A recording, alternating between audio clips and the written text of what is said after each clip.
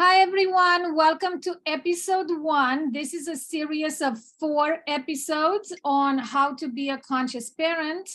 And today I want to share with you my 4 pillars for connection, because in parenting and conscious parenting, connection is at the heart of everything. So I was supposed to go live on Facebook, but it didn't work out. So I'll just share this recording later.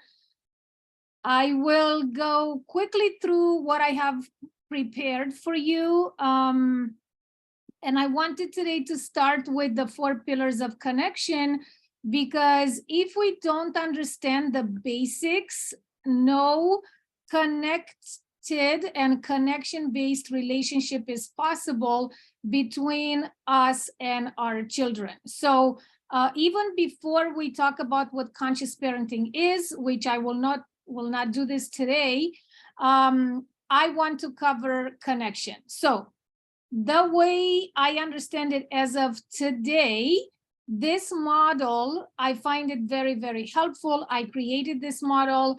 It may evolve with time, but let's begin with the fundamentals in connection. So what are the 4 pillars that we need for connection to be even possible?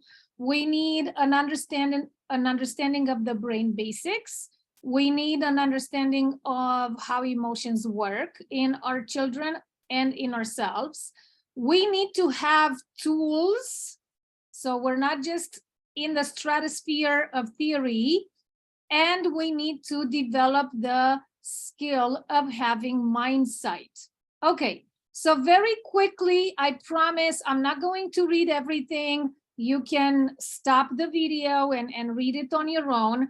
But as you probably know by now, our brain and your child's brain is a very complex system which develops at a rapid speed in the first 3 years of life, faster than it will ever develop in the future.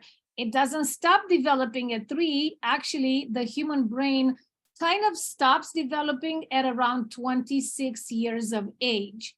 So it's a complex system. For the most part, what most scientists largely agree on is that our brain has 3 main parts. We know about the reptilian brain, we know about, which is also the oldest, we know about the limbic system, and this is actually the part of the brain that manages our emotions and your child's emotions.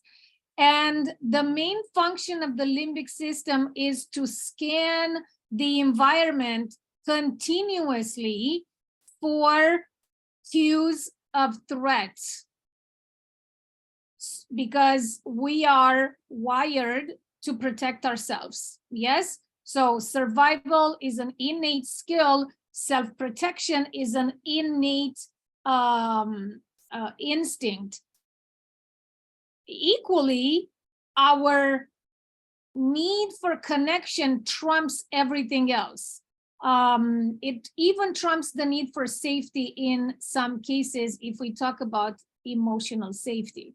So the limbic system, which is kind of in the middle of our head, it's for us to know that it regulates our emotions. This is where amygdala is housed, and it constantly scans the environment for cues of threat. Okay, the prefrontal cortex, which is right here and is also the youngest and largest part of our brain, houses executive functions such as cognition, abstract thinking, reasoning, logic, impulse control, and self-regulation. Unfortunately, most parents approach young children believing that they are very, very advanced in their thinking skills. In other words, we are appealing mostly to the prefrontal cortex part of the child's brain, which in the majority of cases does not give us the result that we want, Why? Because it develops a lot slower than the limbic system, and the child will always put offline, not consciously or intentionally. The nervous system does it automatically. The thinking skills will always go offline first if emotions arise and the child is not supported and guided and contained in how to handle those emotions. So as you are parenting and raising your kids, please less appeal to the prefrontal cortex functions such as reasoning and making sense of things and following instructions, and work more with containing and guiding and supporting the child as emotions arise, which is the emotions. Okay, so like I said, I would say limbic system is king, emotions first and thinking second. This is a principle in child development that I've learned from hand-in-hand parenting, whom I recommend to all of you dearly. Look on their blog, read the books that they recommend. I'm a certified instructor for parenting by connection, by hand-in-hand parenting. And when I did my training, I understood for the very first time years ago how the relationship between the emotions and the thinking is really working, and how emotions are really king and queens. So emotions first, thinking second. So the way we translate this is when a child feels threatened, ashamed, afraid, sad, angry, lonely, disappointed, scared, overwhelmed, jealous, confused, helpless, powerless, humiliated, embarrassed, and so on, the child cannot think anymore. The child of the mind is totally disconnected from the body. So that is the moment in which we must not teach, lecture, judge, scold, punish, and you fill in the blanks with whatever you need to, any other things that come to mind. So when big emotions come to surface, under the form of tantrums and yelling and being cranky or aggression, hitting their brother, their sister, throwing the food on the floor, things like that, we need to orient our focus towards connection instead of correction. So what that means is that as a parent, we calmly and lovingly contain the child's emotions with eye contact, welcoming body language, and a lot of listening. Now, I know this is not easy, and I know what you might tell me, well, it's easier said than done. And of course, I agree with you. I've been there a million times where it wasn't easy to contain. It would have been a lot more easier to walk away, to attack back, things like that. Yes, it's not always a success on our part, but that's exactly why we, as a parent, need to develop mindsight, which is right here. I'll go back to tools in a second.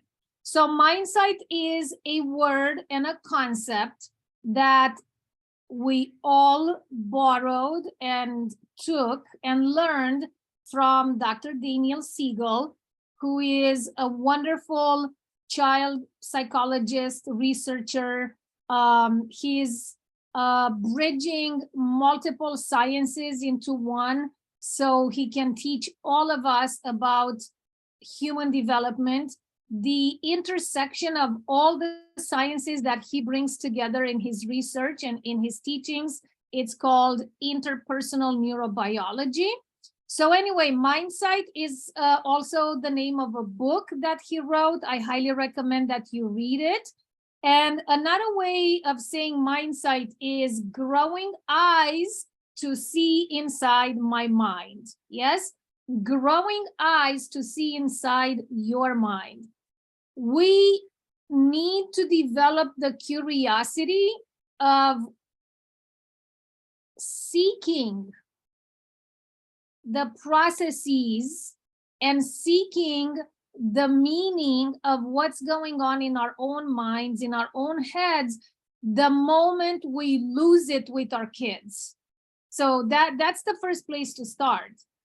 So it doesn't look so abstract, right? So let's say there's an incident, we lost it, we started yelling, or we started saying, shaming things to our child, who, whatever he or she did, shaming is not the right vehicle, it's not the right thing to do, or walking away, abandoning our kids emotionally. So none of that is the right thing to do. We know that because we realize it 5 seconds later, and we feel so ashamed of ourselves and so embarrassed. So that's why mindsight means that we need to develop the skill and the practice, the continuing habit of questioning our own system of beliefs, our own thoughts, our own behavior, not to live on autopilot, not to react every day the same way to the same things, because nothing will ever change, right? If we constantly react to things, to different triggers from different people, evidently the common denominator is us. It's not the outside world. It's not the child. It's not the partner. It's not the boss. It's not the other driver in traffic. The common denominator is us. So that's why we need to develop skills for self-awareness. So another word for mindsight is self-awareness. That's actually what I use in my program. I teach skills to develop self-awareness in the first good 3 to 4 weeks when a parent joins my program, because it is the hardest skill to acquire of all. Okay, so this is mindsight. When we cultivate mindsight, we learn to make sense of our life stories. We learn to integrate painful past experiences instead of remaining frozen in one or more unconscious self-defense mechanism. And the whole field of psychotherapy and alternative therapies and alternative modalities of healing from pain, from trauma, from suffering of our own past experiences, is really about this, developing the skill of coming out from the frozen state at very young stages in our own development. So coming out of that frozen state into the present moment. Dr. Gabor Mate calls this in the present self. You all know I love Dr. Gabor Mate's work and teachings, and I am in his training this year, Compassionate Inquiry for Professionals. I am learning so much in the program. I am developing so much more compassion to myself, to my son, to all the people around me. I'm teaching my clients how to do that. So we live in extraordinary times in which these amazing teachings from these extraordinary teachers, doctors, psychotherapists of different modalities, they are here through the power of open communication to teach us and for us to become more gentle with ourselves and with our children, not so reactive. Okay, the fourth pillar in my circle was tools, because everything that I just talked about until now is excellent. They're excellent concepts, but some of you, I know what you're thinking. You're thinking, okay, I got it. I understand. Now, what do I do in the moment of the crisis?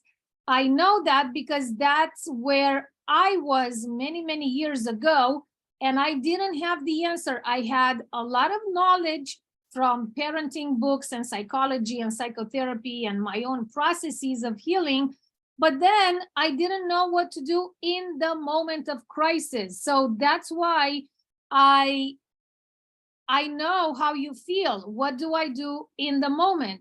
So this is where tools comes in as a fourth pillar. Yes, absolutely. We need practical tools that work and tools that are focused on creating healing and connection, not teachings and not instructing and not lecturing, none of that. Only tools that create connection, reconnection, and containing. That shows empathy, that allows everyone in the relationship, not just the child, but us as well. It allows everyone to go back to connecting, to safety, to psychological safety. So the tools that I'm proposing and that I've learned over time are having special time with each child, one child at a time, and there is a certain way of doing special time, developing the ability of listening for you to be able to listen to your child when they cry, when they yell, when they say not so nice things about you. Yes, keep listening, because containing is what the child needs in the moment. Remember, their prefrontal cortex is offline, not working for the moment. Knowing how to play, not in the sense of let's throw ball and let's run a mile and you are the boss because you know the rules and the kid needs to follow you and your rules. Not that kind of play, but in the sense of playful parenting, the original playful parenting concept and approach that Dr. Larry Cohen proposed through his book 20-something years ago. I highly recommend you read the book. Playful parenting. Another way to say that is play to connect. I have a lot of articles on my blog about how to play to connect. I don't have time today to develop that, but you can either go on my blog, read the blog articles, or just go straight to the source and read the book, Playful Parenting by Dr. Larry Cohen. Setting limits, I call that safe containing. Big important topic. I also talk about that in detail on my blog. Setting limits in a gentle, compassionate, containing way is not possible if you are not willing to listen. That's all I want to say today. But setting limits is absolutely vital for the optimal development of the child. And then last but not least, mental health of the parent, your mental health, your mental hygiene, your emotional work. What do you do for you? That's separate from your relationship to the child, but is the root of everything else. So a parent who is not aware of their mental state, who is not aware of their physical state, who is not taking action towards improving both physical and mental state, be it through psychotherapy, through coaching, through alternative, more spiritual modalities of healing. A parent who is not constantly doing that to maintain their healthy base cannot offer all of the other things listed on this slide, right?